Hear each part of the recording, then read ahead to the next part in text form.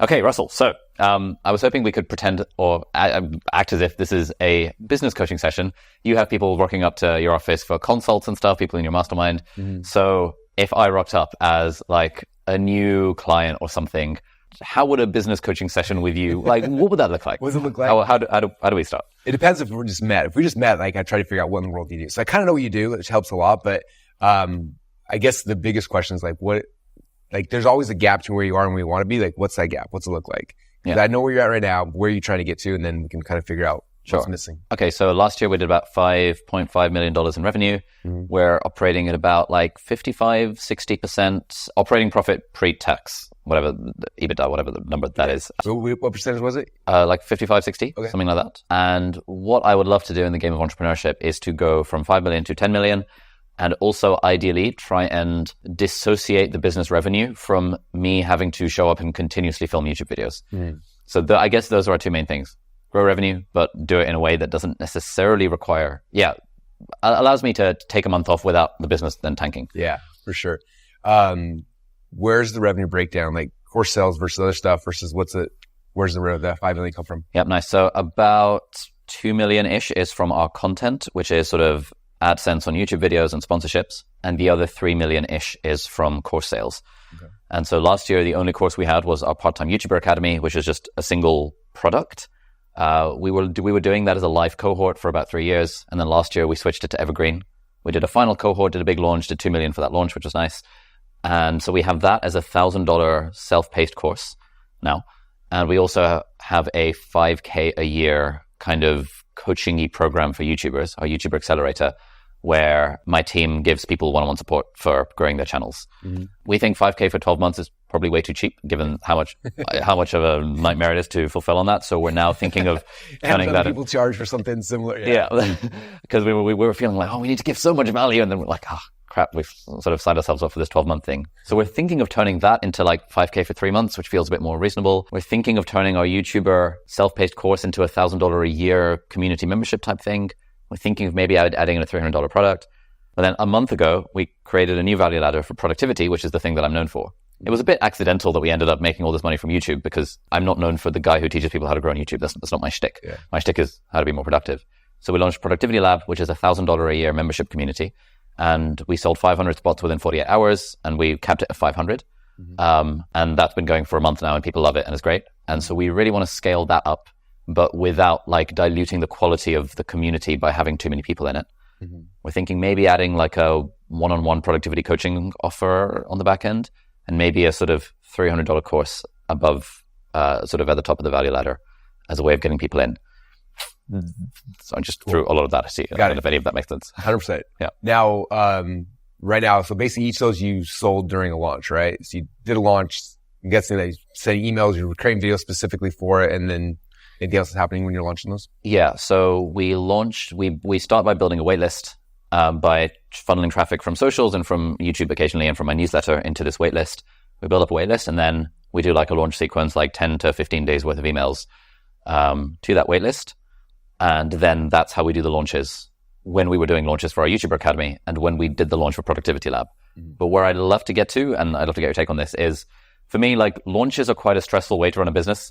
And when we were running live cohorts for our YouTuber Academy 3 times a year, it was a real like, fingers crossed, like this 1 week where we can get sales out of like a 4-month period, like let's hope we make enough money. And that feels kind of stressful. So I'd love for the revenue to be a little bit more like chill, a little bit more recurring. Yeah. Which is why we like the idea of turning the YouTuber Academy into Evergreen self-paced course. Yeah, the launch game, like people live or die by it, because it's like sometimes they hit a launch and they get $3 to $5 million in sales.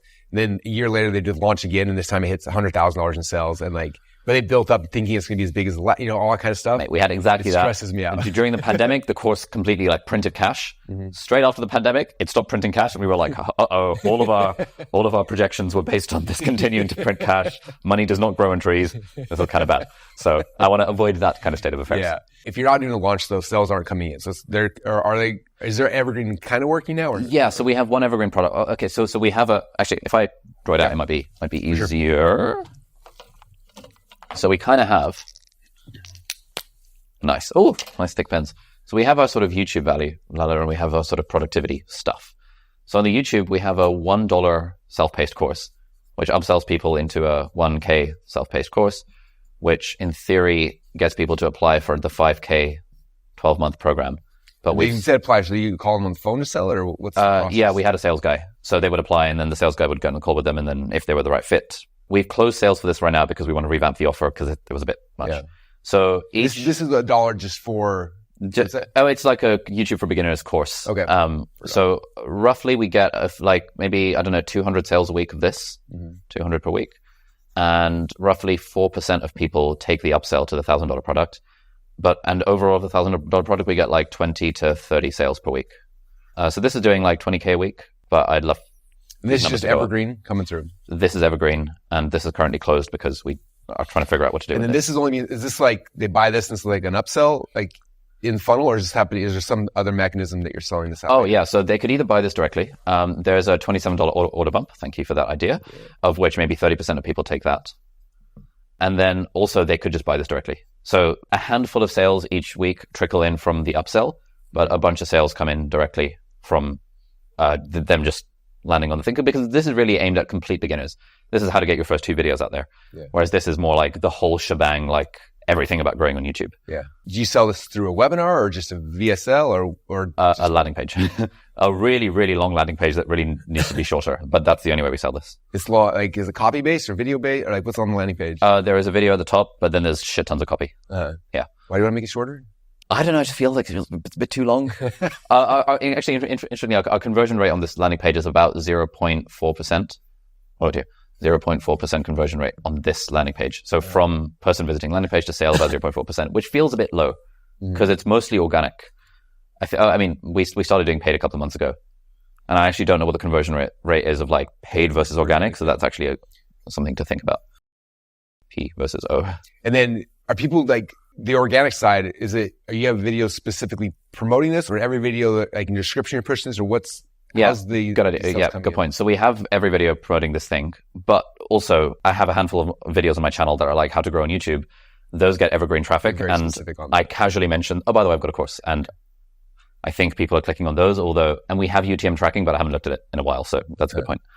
Okay, I understand that. You understand this? And then on this end, we basically have this 1K per year kind of community membership type thing, which we launched last month. The idea behind this is that it's like Peloton for productivity. So every day there's like Zoom co-working sessions. Every week we're doing facilitated weekly planning. Every month there's obsession. Every quarter I do a quarterly webinar to plan your next quarter.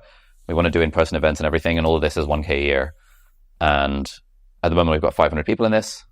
We've been doing it for a month. They're all really happy, and we'd love to scale this value ladder and also this one to get us to this goal of 10 million in a way that doesn't require me to always be showing up and showing up videos. And the revenue from this versus this did about 3 million last year. And this so far has done, 500K. Oh yeah. 500K a year. Which one are you more passionate about? This one. Really? Interesting. I love talking about productivity. I no longer love talking about YouTube. This is our YouTuber Academy. And so I'd kind of love to get to the point where, like, to be honest, like my team is now more YouTube experts than I am. I just it's so systemized that I just rock up and do my thing. Yeah. And so my YouTube producer is like an actual expert on how to grow on YouTube. And so I want him to be doing like mini courses and webinars and stuff within the YouTuber Academy because he's like boots on the ground. Mm-hmm. Our editors are freaking amazing. And so I want them to be doing stuff. I don't know anything about video editing anymore. So it's like, yeah. Whereas this productivity is kind of my jam. This is what I enjoy. Was it hard to sell the $1,000 a year thing?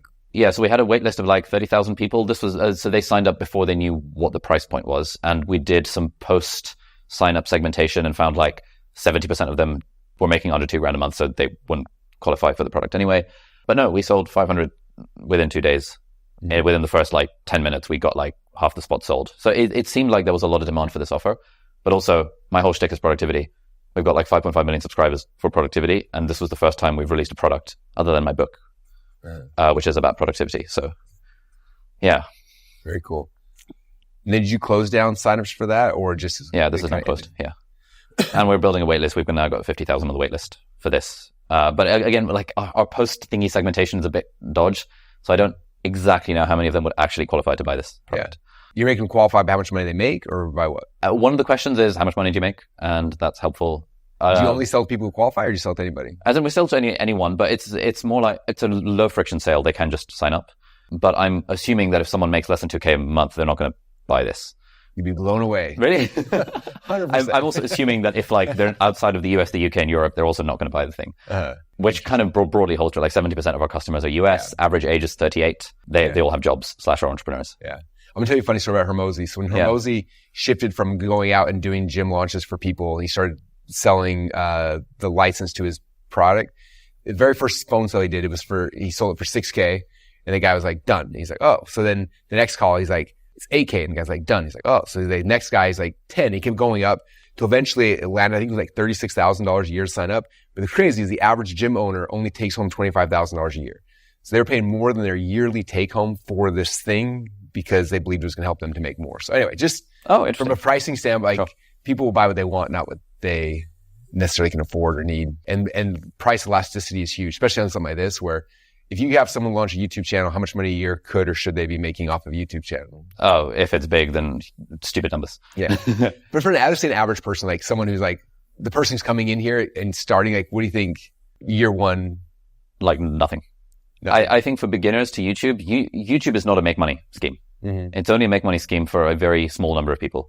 Most people positioned as a make money thing, or no, it's positioned as a will save you time on the journey of growing your YouTube channel. Maybe you'll make money, maybe you won't, but I guarantee in 2 years, if you do it every week, it'll change your life. That's our whole pitch. Our most common customer is the 38-year-old accountant who always wanted to start a YouTube channel because she has a passion for knitting and wants to share that and doesn't really care about making money from it. And of course, if she made money from it, it's a bonus. So that's about 70%. They just want to talk. That's crazy. Yeah, they just love it. And 30% is like, I'm an entrepreneur. I've got an offer. I want leads. Yeah. Help me out. Gotcha. We also sort of, in the background, we're trying to do like a 10K a month thing, which is sort of done for you videos, where we have, I think your friend Ryan Dice as our first client. Oh, cool. So we're working with him to try and do done for you for his YouTube channel. Like he is filming and editing or just editing or what? So he's filming the stuff and then we're doing all the editing, the titles, the thumbnails, the whole shebang. So one of my team members is sort of leading on this and trying to grow this as a mini agency. That's really cool. That's a bit of a experimental one. You see if you like that business. Yeah. Yeah, we'll see how it fits. With any business, there's like 1,000 things you could do. Yep. So I was looking at like, if this was mine and if I was to take, like, say I bought this company from you tomorrow, like what would be the first thing I would do? Nice. I mean, I think I would focus here first because there's bigger revenue. And I feel like also right here, you're not ready to turn this into 5,000 people, right? Because you said you were nervous about just the fulfillment and keeping the community. Yeah. You have a thing, you want to make more money, but you want to keep the community small. It's like, yeah, I want to. It's so weird. I know. Yeah. So I want more people to come into this, but I want the experience. I don't want the experience to be diluted. We're trying to figure out ways to do this. Like, do we do quarterly launches where I do a quarterly planning webinar and then we do like a 90-day cohort so that then they're in a smaller group of people and so they feel as if they're part of a small group. We're thinking of splitting them up into like Harry Potter houses within that. So there's another smaller group. And so if we can nail how do we cut this community into smaller groups that they feel that personal connection in, then this can really scale. But we haven't nailed that yet. So we're still in the experimenting. Our next cohort for this is launching like next month. And so we're going to let in a couple of hundred more people and experiment with this 90-day model and just figure out how do we get this to scale without it. Is there progression over time inside of here? Like for your program, is it like they're trying to get to this level and like, is there progression in it or is it more circular? It's so the idea, the promise is we'll help you double your productivity. They do a survey at the start and a survey at the end. And like, actually, we're actually pretty close to doubling people's productivity, just doubling in just a month, which is kind of nice. But it's sort of like, it's not like it's going to take your business from 10K to 100K. It's more like, hey, these are just generally useful habits where every day you rock up and do some deep work. Every week you do a weekly review.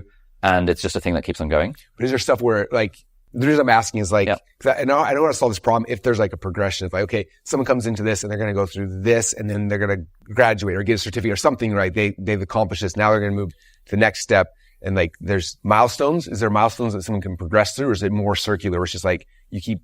It's more circular. It's more like CrossFit, like exercise classes. Okay. Yes, you could go to fundamentally, you keep showing up to the exercise classes to stay in shape. Okay. It's that sort of idea, but for productivity. Gotcha.